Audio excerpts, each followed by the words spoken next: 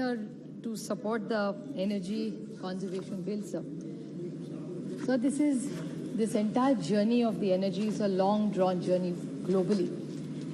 And I appreciate all the inputs on Friday made by the Honorable Minister, where he talked about the mixed basket that you're creating. I only seek a few clarifications from the Honorable Minister as a concerned citizen and as a concerned parliamentarian of this August House. So there was a story in the newspaper last week, I stand corrected. It says that India has dropped its target of establishing 500 gigawatt of renewable capacity by 2030, giving itself a flexibility of 50% of power from non-fossil fuel sources. This is the commitment, and the Cabinet on Wednesday approved, sir, that India's updated NDC to communicated with the UNFCCC. The updated NDC proposes about 50% cumulative electric power installed capacity from non-fossil fuel-based resources, dropping 500 gigawatt absolute targeted committed at the COP26. It also did not include the commitment of reducing 1 billion tons of carbon emissions. This is what has come in the newspaper. So I seek a clarification from the Honorable Minister that is this the factual situation and what is the policy of the government. Sir, because I'm very concerned, because I follow Parliament very closely. I'm fortunate enough to be here and to hear very illustrious ministers speak exceptionally well. And last few weeks during question hour when the House has functioned, renewable energy has been talked about in a very positive manner, but at the same time, the coal ministry has also been very, very energetic and enthused by the work they are doing. They are talking about coal, they are talking about the mines, how well they are doing, how much more generation has to be done, ultra projects by the government. So I humbly ask the government that what is the true policy of this government? Here you are going into mines and cones aggressively and telling how transparently it has been done, which is wonderful. Transparency is good for the nation, sir. But I think they are misleading the Honorable Prime Minister because both the mantralayas are giving completely conflicting information because they are contradicting each other. So I feel very, very concerned. So if you could kindly give me a clarification. Sir, I come from a background of a rural and an urban constituency, and actually this entire story energy started really from the sugar factories in Maharashtra, where renewable energy was really started. And in the objects and statements, you have said that you are looking at green hydrogen, green ammonia, biomass, ethanol, which is all wonderful.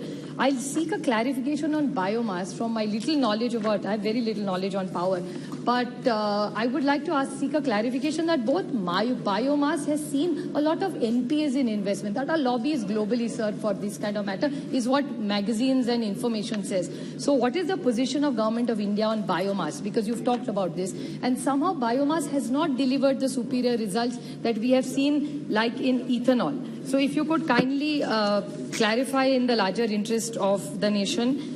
And the other points are for solar. We are all for solar. We are very happy you're working so much in solar. I have to seek few clarifications from the Honorable Minister that in the land acquisition of solar plants, you normally give 1 year to a project.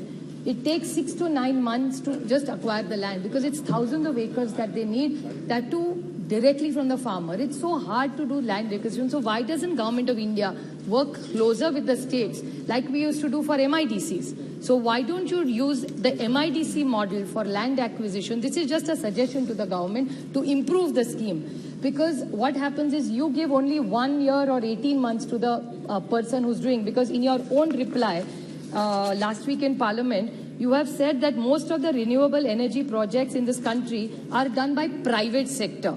And developers select it through a transparent bidding process. Very good, this government is very transparent. We are very proud and compliment them on their thing. But at the same time, is the policy really helping the person who is putting his own money?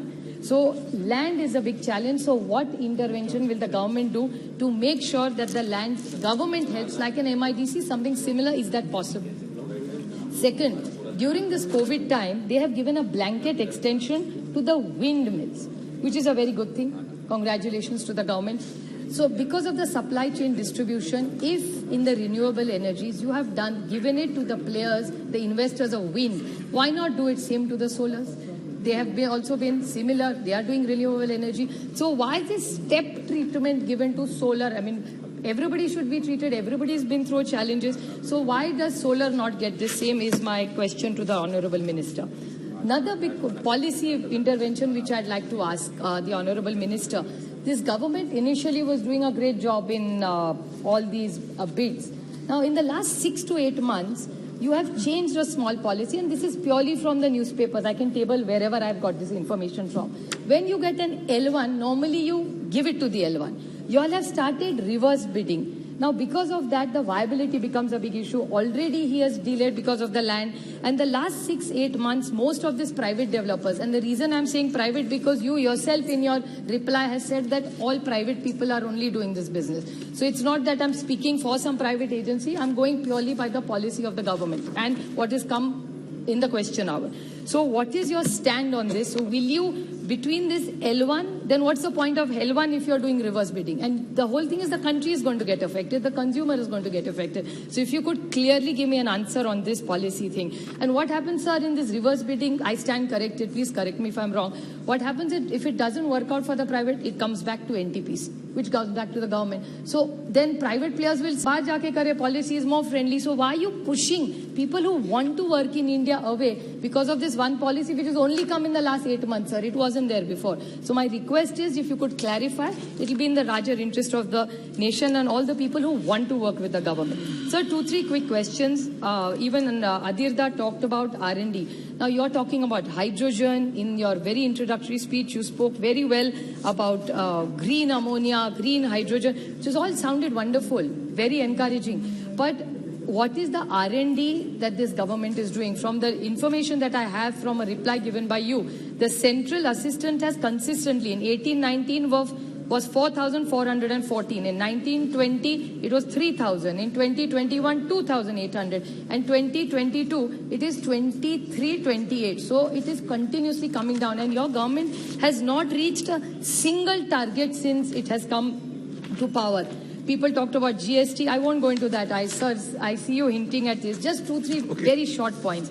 Now, this PM Kusum scheme, you haven't reached a target. I'm just reading through it quickly. You said solar rooftop program. In that, you have only reached 15%. So many programs, off-grid decentralization of solar program, that has been stopped.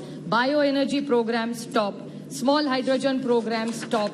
And the shortfall, sir, I'm just rushing through these points. Actually, I would have liked to speak a little more. For the total renewable energy of what this not even 60% target has achieved. I'm not saying that why have you not achieved it, but the whole thing is when the Honorable Minister opened, he said 60-40. Sir, we all know that when there is renewable energy done, we lose a lot in transmission. If about 100 is invested, only 20% gets used of it. So we do need that. And what transmission and distribution? What has this government done for transmission and distribution specifically of renewable energy? You've invested so much money in making this renewable, which is wonderful, but what have you done? Same thing about carbon credit trading. Carbon credit trading is wonderful, but it's all up in the air. Have you spoken to stakeholders? Have you consulted states? Have you consulted industry? Nothing, from the best of my knowledge. Last small point, sir, is about DISCOMs. In the morning, he was a little upset about, the Honorable Minister was slightly agitated because of what happened between us. But sir, this needs serious discussion. Why did Government of India give money to states in that Udayan scheme, if I stand corrected? They gave it to the states so that we would reach the last mile. Garib, jo sochit hai, पीड़ित, जो दूर में रहता है गांव में, उसको बिजली मिले. उसके लिए आपने उदय स्कीम दी, स्टेट्स को पैसा दिया. जब दिया तब ऐसा नहीं कहा कि ये गरीब के लिए मैं दे रहा हूं. States thought that was a scheme which was given to encourage the poor people, support the states. Loan मांगा, हमने मांगा तो ही नहीं था, आपने सामने से दिया. States तो मांगने नहीं आई थी, आपने किया, बहुत अच्छी स्कीम है, ले लो पैसा. So if they gave the money, they did not say it's a scheme. Now they are saying कि it is given, no freebies allowed. Sir, how will it work like that? आप अगर किसान को बिजली दे रहे हो, उसमें दिक्कत क्या है? और sir, see the double standards of this government, sir, which really pains all of us. कि आप 6,000 किसान को दो, तो it is allowed. If the state gives free bijli to the kisan, it's a freebie. तो आप करो तो अच्छा, हम करें तो सब बुरा, ऐसा नहीं हो सकता ना sir. So if you are giving 6,000 to them, we are happy, we compliment you, we congratulate you. अच्छी बात है. मैं तो कहती हूँ 6 का 12 करो, 12 का 18 करो, कोई नहीं, अच्छी बात है. You give it in their account, but why is this government anti-electricity only in the states? Sir, if you could kindly clarify all these points. I just, last one line, sir, I would just like to make a last point. I've cut all my other points. Is what government really needs to do is have a clear-cut policy. There is no, they keep changing policies every few months. That's why people are very anxious. And we need a wind and solar storage hybrid model. These models that we are working on are not going to work. We need a hybrid model, and that's what this government needs to lead. We are willing to work with them, but please give clear clarifications in the reply at policy level. Thank you, sir. धन्यवाद सभापति।